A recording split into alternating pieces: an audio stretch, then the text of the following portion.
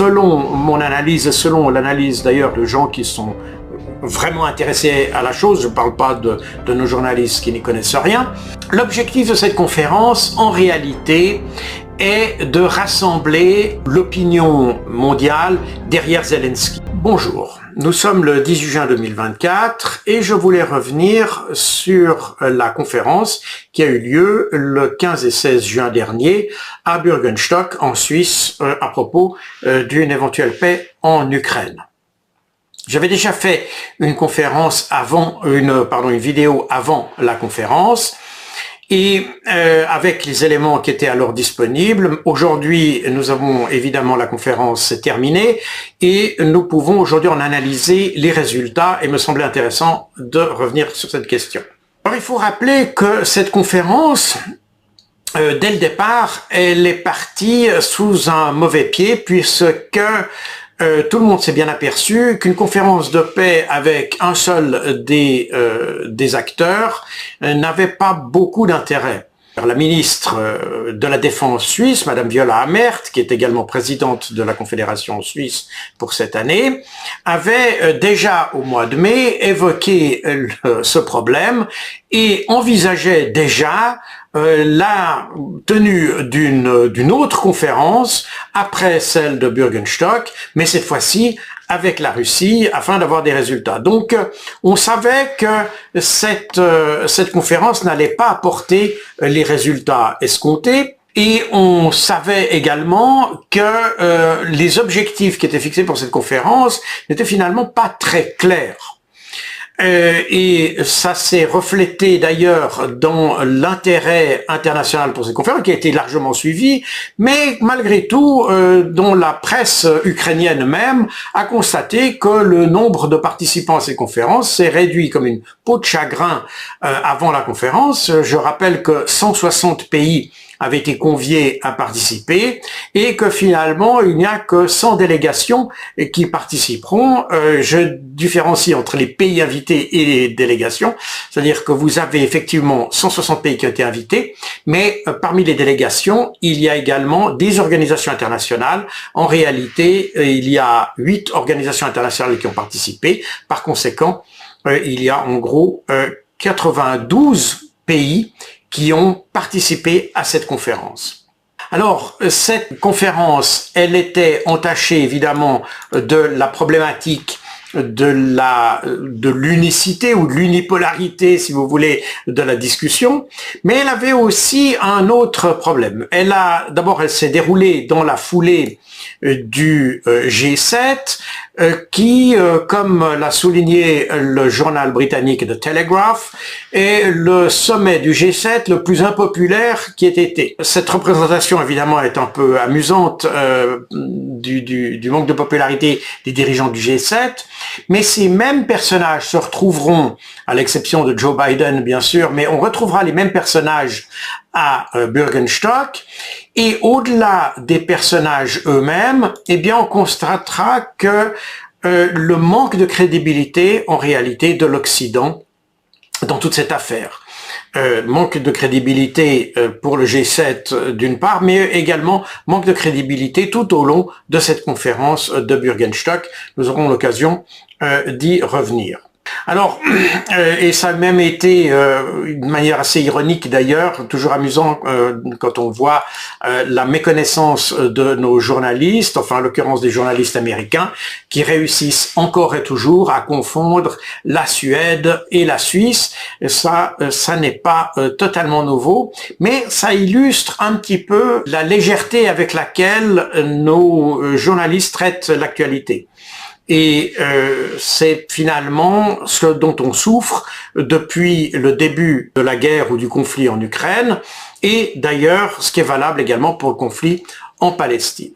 Cette conférence, elle avait, comme je l'avais déjà expliqué, elle n'est pas totalement nouvelle, puisque elle était basée sur ce qu'on appelait la formule de paix de Zelensky, qui est une formule qui a été présentée à l'Assemblée générale des Nations unies en septembre 2022, et qui a été redéclinée par la suite en 10 points. Et sous sa forme de formule en 10 points, elle était présentée au sommet du G20 en novembre 2022 et dans toute une série de conférences jusqu'à janvier 2024 à Davos.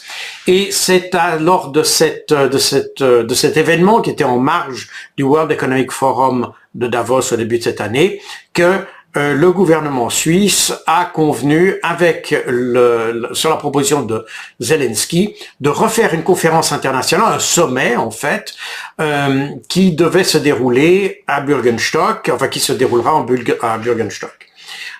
Vous noterez sur cette liste que à Bürgenstock on a tout d'un coup une formule en 3 points.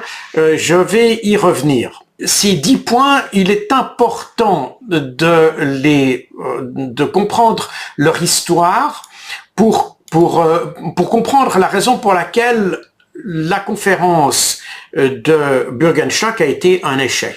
Alors, il faut se rappeler que lorsque Zelensky a esquissé sa formule de paix, on est en été 2022. Et en été 2022, l'Ukraine envisage, et Zelensky l'a annoncé lui-même, une vaste offensive avec 1 million d'hommes qui devrait reprendre l'ensemble du territoire qui avait été conquis par la Russie depuis février, y compris la reconquête de la Crimée, etc. En réalité, cette contre-offensive de 2022 devait être l'offensive qui avait été prévue en mars 2021 par Zelensky dans un décret qu'il a émis le 24 mars. Mais bref, en été 2022, les Ukrainiens, convaincus qu'ils seront soutenus par l'Occident, sont également convaincus du succès de leur opération. Et pourquoi ils sont convaincus de l'aide de l'Occident?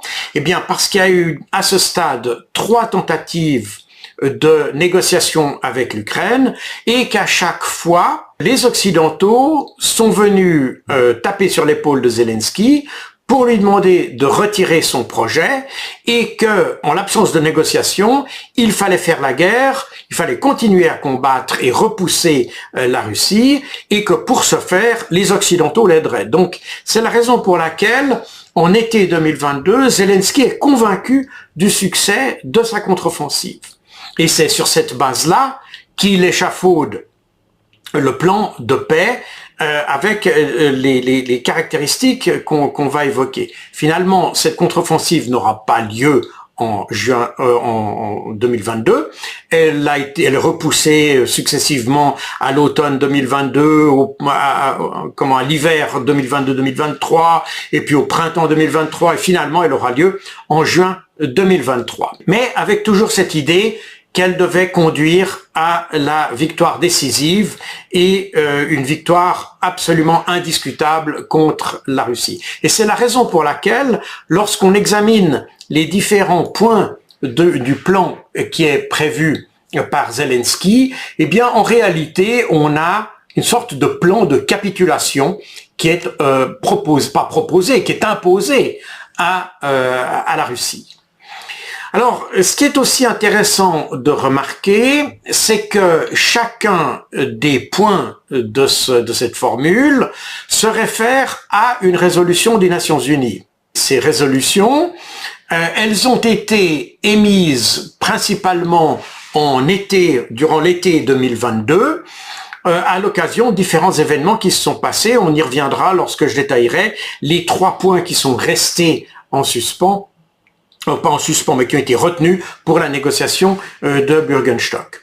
Mais ce qui est important de retenir de ces 10 points, c'est qu'il s'agit en substance d'une déclaration de capitulation de la Russie, où la Russie s'engage à retirer ses troupes, à avoir ses crimes jugés par un tribunal international, etc., etc. Donc il est assez évident à ce stade que les Russes n'allaient pas accepter ce plan tel quel. Et c'est probablement la raison pour laquelle, en vue de la conférence de Bürgenstock, le plan de paix ou la formule de paix de Zelensky se réduit à 3 points. J'avais, dans ma vidéo précédente, évoqué déjà ces 3 points. Il se trouve que cela a été confirmé. Donc, les 3 points sont ceux qui sont en blanc sur votre écran. La sûreté radiologique et nucléaire, la sécurité alimentaire et la libération des prisonniers, personnes déportées, y compris d'ailleurs les enfants qui avaient fait l'objet de toutes ces controverses et qui avaient abouti à la condamnation ou au mandat d'arrêt, pas la condamnation, mais le mandat d'arrêt émis contre Vladimir Poutine par la Cour pénale internationale. Alors, ce qui est intéressant dans ces 3 points, d'abord, c'est les 3 points. Et pourquoi on prend 3 points? Tout simplement parce qu'on s'aperçoit que l'application des 10 points n'est pas crédible. Elle n'est pas crédible. La Russie a avancé sur le territoire ukrainien, elle a d'autant plus avancé que la contre-offensive de 2023 a totalement échoué, et par conséquent, lui imposer aujourd'hui de retirer ses troupes est un peu vouer la conférence à l'échec, et je ne sais pas si la limitation ou la réduction du projet à 3 points résulte d'une initiative suisse ou ukrainienne, mais toujours est-il que ce sont les 3 points qui sont conservés. Alors, ces 3 points, ils sont, comme j'ai dit, la sûreté radiologique, c'est une résolution qui a été adoptée en été 2022 par l'Assemblée générale des Nations Unies, alors que la centrale de Zaporojié était, selon les Occidentaux, sous le feu des Russes, et que par conséquent, il fallait avoir une déclaration des Nations Unies pour que la sécurité nucléaire soit respectée et qu'on ne tombe pas dans une catastrophe du type de Tchernobyl. La sécurité alimentaire, c'est un peu la même chose. La résolution a été adoptée alors que l'on accusait la Russie d'avoir bloqué les trafics maritimes sur la mer Noire et notamment le transport des céréales en provenance des ports d'Ukraine. Et la libération des prisonniers et des personnes déportées, eh bien, c'est en fait toute la question des enfants, qui a d'ailleurs été largement discutée lors de la conférence de Bürgenstock. C'est la question des enfants qui ont été soi-disant enlevés par les Russes, et nous allons voir que en fait on est très loin du compte quand on parle de ces points. Alors, il est intéressant de revenir sur ces points parce que tous ces points où on a attribué une faute et où on essayait d'imposer un comportement à la Russie, en fait, chacun de ces points résulte d'un problème du côté ukrainien. Et concernant la sûreté radiologique et nucléaire, on avait accusé les Russes, mais en octobre 2023, sur un site d'ailleurs ukrainien, c'est le général Kirilo Boudanov, le chef du renseignement militaire ukrainien, qui lui-même avoue que les problèmes à Zaporojié résultaient étaient des attaques en réalité de l'armée ukrainienne. La même chose concernant le trafic maritime sur la mer Noire, où on attribuait la responsabilité de l'absence de trafic ou de l'impossibilité de circuler des bateaux au minage des ports ukrainiens par la Russie. En réalité, c'est l'inverse qui s'est passé. Ce qui s'est passé, c'est que dès l'offensive russe en février 2022, les Ukrainiens, craignant un débarquement et une attaque amphibie du côté d'Odessa et sur la rive occidentale du Dniepr, ont mis des mines sur toute la largeur de la côte ukrainienne, qui d'ailleurs donnera des problèmes jusqu'au Bosphore, parce que ces mines continueront à dériver, poseront des problèmes aux Turcs par la suite. Mais les mines sont d'origine ukrainienne et non pas russe, et d'ailleurs, lorsque il a été question d'avoir cette résolution imposant à la Russie de cesser le minage, eh bien, on a eu dans la presse ukrainienne le conseiller de Zelensky, Arachamia, qui a déclaré que les militaires ukrainiens s'opposaient au déminage parce que c'était un moyen de se protéger contre une éventuelle attaque russe. Donc on est dans quelque chose qui est assez étrange, parce qu'on a chaque fois attribué à la Russie des actions qui avaient été en réalité faites par l'Ukraine. Et ce qui est intéressant, c'est que dans cette conférence de Bürgenstock, eh bien, on reprend ces éléments. Donc, paradoxalement, ces points concernent davantage les Ukrainiens que les Russes. Alors, concernant les enfants qui avaient été déportés, on avait évoqué des détournements d'enfants et puis je ne sais pas quel projet obscur de la Russie pour enlever ces enfants et les retirer à leurs parents. En réalité, c'est un journaliste américain qui a enquêté sur le sort de ces enfants, qui s'est rendu en Russie et qui les a retrouvés et qui a trouvé des enfants parfaitement bien traités, qui sont parfaitement scolarisés, qui sont d'ailleurs non pas dans des camps mais dans des hôtels, bien soignés. Et dans les reportages qu'il a fait, on les voit dans des cours de musique et lors de classes tout à fait normales comme n'importe quel enfant. D'ailleurs, en réalité, ces enfants ont été sortis des zones de danger de la région de Donetsk, qui étaient à l'époque pilonnées par l'artillerie ukrainienne, et ces enfants ont fait été écartés avec l'accord de leurs parents du théâtre de guerre ukrainien pour être mis dans des zones de sécurité. Alors, il est intéressant de voir que la Cour pénale internationale a émis un mandat d'arrêt sur Poutine. Je serais assez intéressé à voir comment ils envisagent la suite de cette affaire, parce que on est très loin de ce que l'on voit par exemple en Israël, etc. à propos du traitement des enfants. On est dans quelque chose qui est totalement différent. Donc voilà un petit peu la situation dans laquelle on se trouve, et les 3 points qui ont été choisis, assez curieusement, sont des points qui sont pas très significatifs, ni pour la paix en Ukraine, ni concernant le comportement des Russes par ailleurs.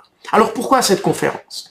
Alors, en réalité, selon mon analyse, selon l'analyse d'ailleurs de beaucoup de gens qui sont vraiment intéressés à la chose, je ne parle pas de nos journalistes qui n'y connaissent rien, l'objectif de cette conférence, en réalité, est de rassembler l'opinion mondiale derrière Zelensky. C'est en fait une manière de légitimer Zelensky, et de le légitimer à 2 titres. Tout d'abord, à l'intérieur de l'Ukraine, puisque, comme vous le savez, avec la déclaration de l'état d'urgence et l'abolition ou plutôt le déplacement de l'élection présidentielle qui aurait dû avoir lieu au mois de mai, eh bien, Zelensky n'a pas de statut juridique en Ukraine.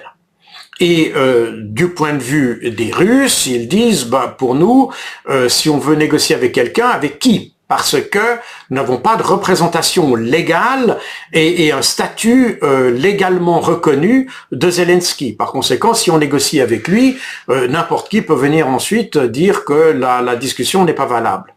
Et en Ukraine même, cette discussion a également lieu, et elle s'accompagne aussi des problèmes qu'il y a autour de la mobilisation et du déroulement du conflit. Et les doutes commencent à monter dans la population ukrainienne sur les aptitudes de Zelensky à conduire le pays. Et j'en veux pour preuve un sondage, j'en veux pour preuve le sondage qui a été fait par l'Institut de Kiev de sondage, qui examine notamment le respect des propositions et des promesses que Zelensky avait fait lors de sa campagne présidentielle. Et on voit qu'aujourd'hui, de plus en plus, les critiques s'adressent à Zelensky très personnellement. Donc il a besoin d'une légitimation, il a besoin d'un renforcement de son assise à l'intérieur du pays. mais à l'extérieur du pays aussi, parce que Zelensky lui-même a le sentiment que avec le désintérêt plus ou moins marqué des États-Unis, et je rappelle que notamment Joe Biden n'a pas voulu assister à ce sommet à Bürgenstock, mais ce qui témoigne d'ailleurs d'une forme de désintérêt des États-Unis pour le conflit en Ukraine, que les États-Unis considèrent d'ailleurs comme perdu. Depuis novembre 2022, les Américains pensent que la cause est perdue en Ukraine. Ils continuent à aider l'Ukraine, c'est pas le problème. Ils ne veulent pas abandonner l'Ukraine, mais ils veulent plus le mentionner de manière trop visible parce qu'ils pensent que c'est un échec et que dans la campagne présidentielle qui s'annonce et la position toujours plus instable de Joe Biden dans les sondages, qu'il est probablement pas souhaitable d'évoquer un conflit qui manifestement tourne à l'échec. Et Zelensky l'a très bien senti, et c'est la raison pour laquelle d'ailleurs on entend particulièrement en Europe, mais venant de l'Ukraine en premier lieu, l'idée que après l'Ukraine, la Russie pourrait attaquer l'Europe, et puis que finalement, l'Ukraine, c'est en fait le dernier bastion pour protéger l'Europe de l'invasion russe. Et dans cette position qui finalement n'a suscité l'intérêt ou l'approbation que des pays occidentaux, le reste du monde reste très sceptique et observe la situation avec beaucoup plus de circonspection que les Européens. Et c'est la raison pour laquelle il fallait avoir une conférence pour réasseoir, si vous voulez, la légitimité de Zelensky parmi ses pairs, en quelque sorte. Et c'est la raison de cette invitation, de ce sommet à Bürgenstock. Mais il y a un événement dont on n'a pas encore parlé, qui n'a pas été vraiment mentionné ou qui n'a pas fait partie de la conférence de Bürgenstock, mais qui a malgré tout imprégné les discussions dans les couloirs de la conférence. C'est la conférence ou l'allocution, plus exactement, de Vladimir Poutine qu'il a tenue le 14 juin à un parterre de personnalités ou d'officiels du ministère des Affaires étrangères russe. Il a fait une très longue allocution au cours de laquelle il a émis les conditions ou expliqué les conditions dans lesquelles la Russie, les conditions que la Russie met pour avoir un accord de paix avec l'Ukraine. Et ce qui est intéressant ici, c'est que dans le texte, d'ailleurs, Vladimir Poutine utilise le mot proposition, et on peut le lire d'ailleurs dans le texte. Quant à moi, je n'ai pas ressenti ce texte comme étant une proposition, mais vraiment l'émission de conditions, qui sont pratiquement à prendre ou à laisser d'une certaine manière. Mais pour moi, le terme de proposition implique qu'il y a un échange avec l'autre et que ce qui est proposé est sujet à discussion. Or, le texte et le libellé de ces propositions par Vladimir Zelensky, par Vladimir Poutine, ne semble pas ouvrir la porte à une discussion. Et c'est la raison pour laquelle j'ai plutôt tendance à y voir les conditions fixées par la Russie plutôt que une proposition. Et ces propositions, eh bien, quelles sont-elles? Parce que la Russie a effectivement de mauvaises expériences avec les Occidentaux et avec l'Ukraine en matière de négociation.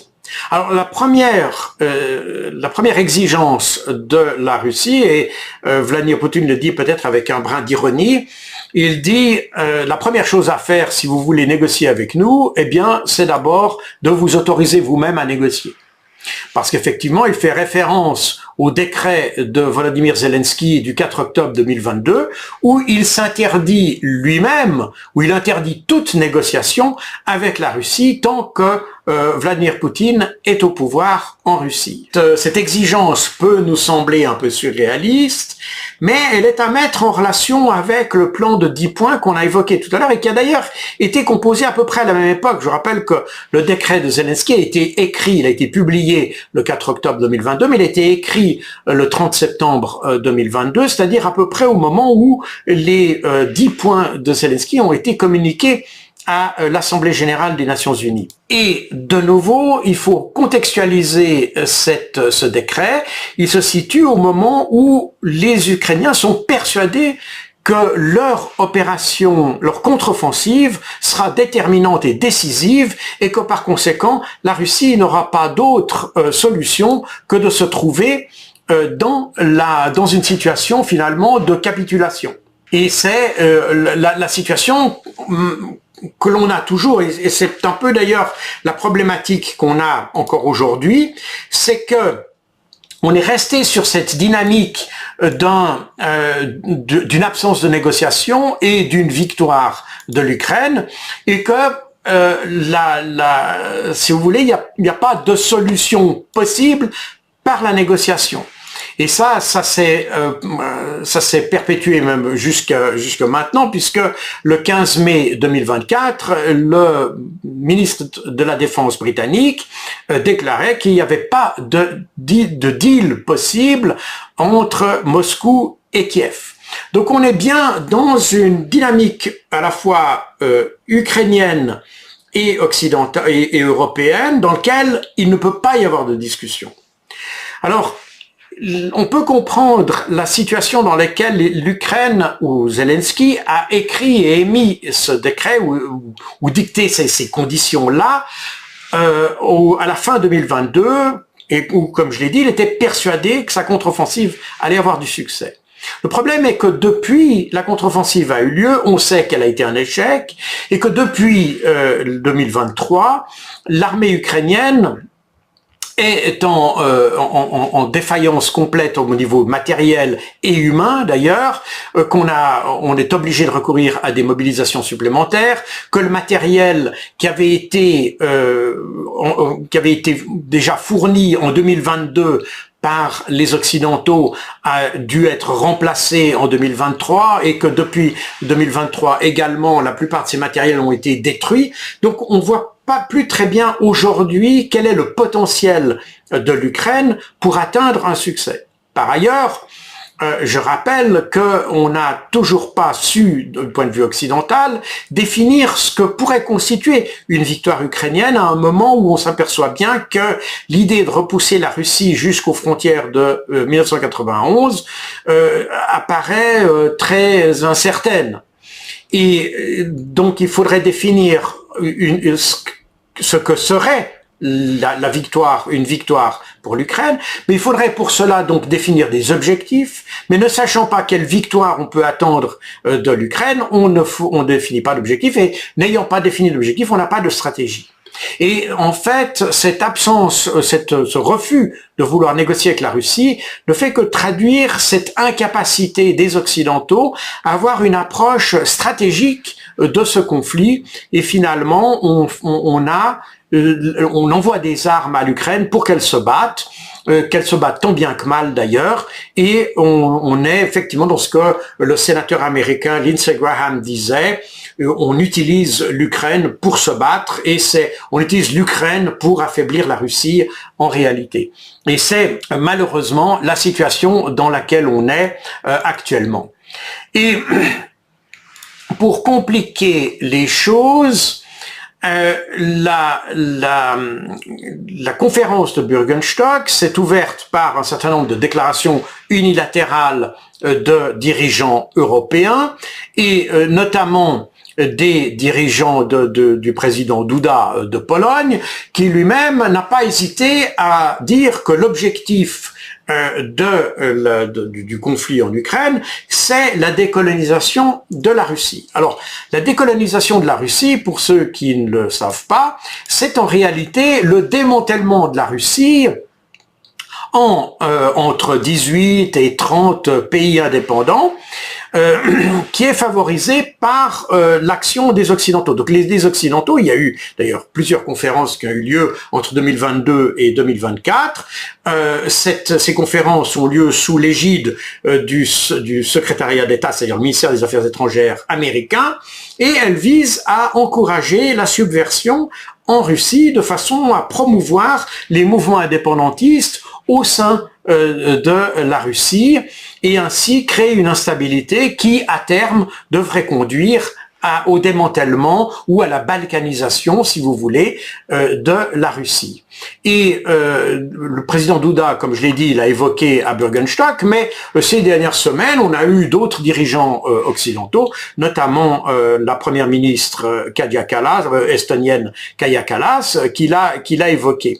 Donc on voit bien qu'on est dans la perspective européenne et occidentale d'une manière générale, mais probablement plus sûrement européenne, eh bien on est dans une dynamique qui n'est pas celle de résoudre la crise de l'Ukraine, mais de compliquer la vie de la Russie. Et c'est d'ailleurs ce que j'ai dit à plusieurs reprises et qui se confirme à chaque déclaration des pays occidentaux. Alors, dans son allocution, Vladimir Poutine, évidemment, évoque ces situations, mais il évoque aussi l'incapacité de la Russie d'avoir un interlocuteur, si vous voulez, fiable en matière de négociation. Parce que j'ai évoqué le cas de Zelensky tout à l'heure, mais Zelensky, on se rappelle qu'il a fait à 3 reprises des tentatives de négociation, dès le 25 février 2022, un jour après le début de l'opération militaire spéciale russe, puis ensuite à la mi-mars 2022, et je rappelle que tout à fait incidemment, le New York Times a publié le texte intégral des propositions ou des documents qui avaient été proposés à la discussion lors des discussions d'Istanbul en mars 2022, et après lesquelles d'ailleurs les Occidentaux, et notamment Boris Johnson, la France et l'Allemagne, sont intervenus pour faire cesser pour demander à Zelensky de se retirer de cette négociation.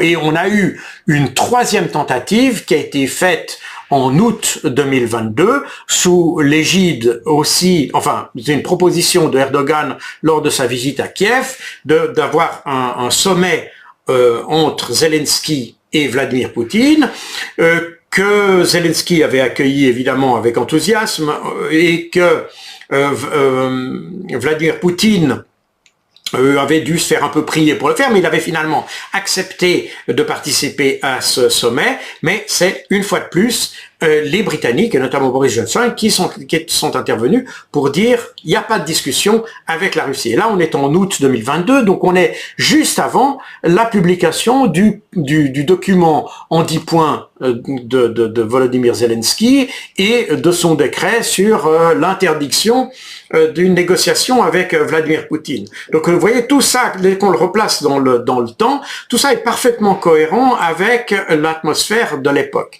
Le problème, c'est que aujourd'hui, les conditions et les aspirations des Ukrainiens qui étaient existantes à la fin 2022 n'ont plus aucune réalité aujourd'hui, sont plus en contact avec la réalité, et donc aujourd'hui toutes ces mesures ou ces initiatives qui ont été prises ou ces décrets qui ont été adoptés ne sont plus adaptés à la situation, et c'est le problème de Zelensky. Alors,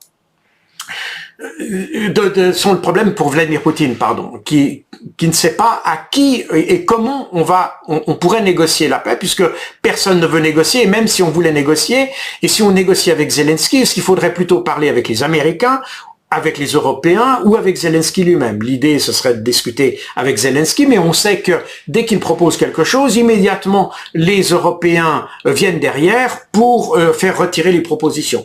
Donc, on est dans une espèce de jeu dupe permanent qui fait qu'il n'y a pas de confiance possible et la confiance est indispensable pour cette négociation. Et c'est ce que dit Vladimir Poutine en puissance. Alors, Vladimir Poutine, comme j'ai dit, il émet ses conditions pour une négociation de paix, et une des conditions qu'il pose, c'est la question territoriale. Alors, si on regarde la carte, on s'aperçoit, ça c'est la carte avec grosso modo les emplacements en rouge de la Russie aujourd'hui. En fait, c'est une carte qui est un peu ancienne. Aujourd'hui, la Russie est un peu plus avancée que ça. Vous remarquerez que dans la région de Kharkov, on devrait avoir un peu plus de rouge ici dans la zone frontalière.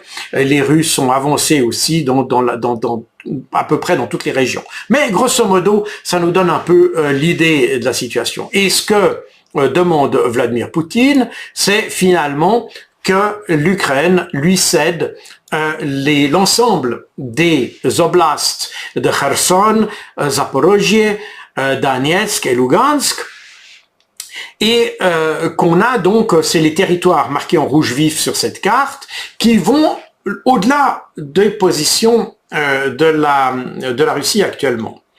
Alors, cette carte est intéressante parce que elle a été, enfin pas la carte elle-même, mais j'entends l'idée de Vladimir Poutine, a été relevée dans les médias ukrainiens et ils l'ont analysée durant la conférence d'ailleurs de Burgenschak, et ils ont dit Volodymyr Zelensky a manqué une occasion ici, parce que Vladimir Poutine a une exigence maximaliste, très clairement, qui, à mon avis, est une exigence qu'il a formulée dans le but d'avoir ce qu'on appelle en anglais un bargaining chip, c'est-à-dire quelque chose qu'on peut abandonner en cas de négociation, si vous voulez. Il demande plus pour pouvoir lâcher un peu de lest dans une négociation. Voilà, ça c'est mon point de vue. Je ne sais pas si c'est ce qui est dans sa tête, mais c'est la perception que j'en ai. Mais dans la presse ukrainienne, on a relevé ça en disant Zelensky a manqué une opportunité, parce que si à ce moment-là, Zelensky avait dit non, on négocie sur la base de la frontière des troupes, si vous voulez, la ligne de front actuelle, et non pas sur la base de ce que souhaiterait Vladimir Poutine, eh bien, Zelensky aurait pu s'attirer les faveurs du Sud global et du reste du monde. Pourquoi? Parce qu'à ce moment-là, le reste du monde aurait constaté que Zelensky était prêt à négocier et que cette négociation était sur la base réaliste de ce qu'il y a actuellement sur le terrain, et que les exigences de Vladimir Poutine allaient bien au-delà de la réalité actuelle du terrain. Et que par conséquent, si Zelensky avait déclaré lors de la conférence de Burgenschak « Nous sommes prêts à négocier le long de cette ligne », eh bien, probablement qu'il aurait réussi à découpler la Russie de ses principaux soutiens dans l'hémisphère sud. Mais apparemment, personne n'a compris ça parmi les négociateurs. Et de nouveau, c'est intéressant de voir que cette réflexion est arrivée dans la presse ukrainienne. Elle montre que en Ukraine, il existe une réflexion stratégique dans les médias, qu'on n'a d'ailleurs pas du tout dans nos médias. Et que si on avait su exploiter ça, on aurait pu finalement, par le simple jeu de la stratégie de négociation, on aurait pu pratiquement découpler la Russie de ses sponsors du Sud global. Donc voilà cette intéressante remarque à propos de la proposition de Vladimir Poutine. Mais la proposition de Poutine a été totalement rejeté par les Occidentaux. Par conséquent, il n'est pas envisagé ni envisageable à ce stade que l'on revienne sur cette question. Alors, pour faire le bilan de l'opération de cette conférence. Rappelons que 160 invitations avaient été adressées pour les participants et que 100 délégations se sont présentées, dont 8 organisations internationales et 57 chefs d'État. Et que la déclaration finale qui a été, comme vous le savez, dans ce genre de conférence, la déclaration finale est élaborée avant la conclusion de la conférence. On la prépare à l'avance avec un accord de la plupart des parties, etc. En fait, ces conclusions finales sont déjà élaborées bien auparavant. Mais seuls 78 signataires ont finalement souscrit à cette déclaration finale. Donc même pas l'ensemble des délégations présentes et même pas l'ensemble des pays présents, puisqu'il y avait parmi les 100 délégations, il y avait 92 pays et seuls 78 ont signé, ce qui représente environ un tiers des pays du monde, puisqu'il y a 195 pays dans les Nations Unies. Donc on n'est pas sur un franc succès et on est très loin de l'objectif qui était de rassembler les différents pays du monde derrière Zelensky contre la Russie. Et si on compare d'ailleurs le résultat de cette conférence avec les premières déclarations ou résolutions des Nations Unies qui avaient eu lieu à l'Assemblée Générale en février-mars 2022, on s'aperçoit que l'Ukraine a perdu considérablement de crédit dans la communauté internationale. Ensuite, il y a un élément important à relever, c'est que les principaux pays du Sud, ceux qui comptent, on pourrait dire, des pays comme le Brésil, l'Inde, évidemment la Chine, puisqu'elle ne participait pas à la conférence, mais tous ces pays n'ont pas signé la déclaration finale. Donc on a une déclaration finale qui a été en fait signée par les pays occidentaux et les alliés des pays occidentaux. Mais le Sud global, comme on l'appelle, et notamment les éléments importants, les puissances importantes du Sud global, n'ont pas voté. Et la particularité de ces puissances, c'est que ce sont les seules qui pourraient influencer la Russie. Donc, en fait, on a un communiqué final qui a été signé que par ceux dont on pouvait s'attendre qu'ils allaient se joindre ou s'aligner sur Zelensky, mais ceux qui auraient pu avoir une influence déterminante sur la Russie n'ont pas signé. Donc on est dans une conférence dont on pouvait prédire l'échec, et qui a été finalement un échec à la fois de la diplomatie ukrainienne, mais également de la diplomatie suisse, et qui consacre d'ailleurs la chute, ou la chute, pourrait-on dire, de la diplomatie suisse sur la politique internationale, ou sur la scène internationale, entre autres depuis le début du conflit en Ukraine. Donc voilà un petit peu le résultat de mes réflexions sur cette conférence. On a actuellement, dans les couloirs de la conférence, on a commencé à parler d'une nouvelle contre-offensive ukrainienne qui aurait lieu en 2025. On répète un petit peu le narratif qu'on a eu en 2023. Il est peu probable que les Ukrainiens aient du succès, mais on essaye un petit peu de conserver l'illusion que l'Ukraine a encore quelque chose à faire valoir militairement dans ce conflit. Comme je l'ai dit, on n'a pas défini ce que pourrait être la victoire de l'Ukraine, on n'a donc pas défini des objectifs pour l'Ukraine et donc pas de stratégie, et à ce titre, il est peu probable que l'Ukraine arrive à ce qu'elle souhaite, c'est-à-dire la libération de son territoire. Au contraire, je pense que l'attitude des Occidentaux ne fait que renforcer l'attitude des Russes. J'ai rappelé la question de la décolonisation de la Russie, et c'est un phénomène d'ailleurs intéressant parce que ces discours de décolonisation de la Russie, de démembrement de la Russie, finalement ne font qu'accréditer ce que Vladimir Poutine dit à la population russe. Et la population russe constate que ce que leur dit Vladimir Poutine en termes de risque existentiel pour la Russie est une réalité. Donc toutes ces déclarations que l'on a, ces déclarations intempestives qui satisfont notre narratif, en réalité ne font que soutenir la volonté de la Russie à en finir avec l'Ukraine. Et plus on donne des armes à l'Ukraine, plus la Russie finalement se renforce économiquement, militairement, socialement, pourrait-on même dire, parce que la situation des Russes s'améliore en Russie, donc on est dans une dynamique qui va définitivement vers la victoire de la Russie. Et l'action des Occidentaux, finalement, pousse davantage la Russie vers une victoire décisive par rapport à l'Ukraine. Alors, vous vous ferez votre opinion là-dessus. Je pense personnellement que l'absence de stratégie occidentale va être fatale à l'Ukraine, mais ainsi soit-il. Et par conséquent, moi, je pense que les Occidentaux ne font qu'accélérer un processus dont acte. Voilà, sur cette réflexion qui est un peu pessimiste, malheureusement pour l'Ukraine, mais que je pense optimiste pour l'avenir de la région, je vous remercie d'avoir suivi cette vidéo. Merci et bonne fin de journée.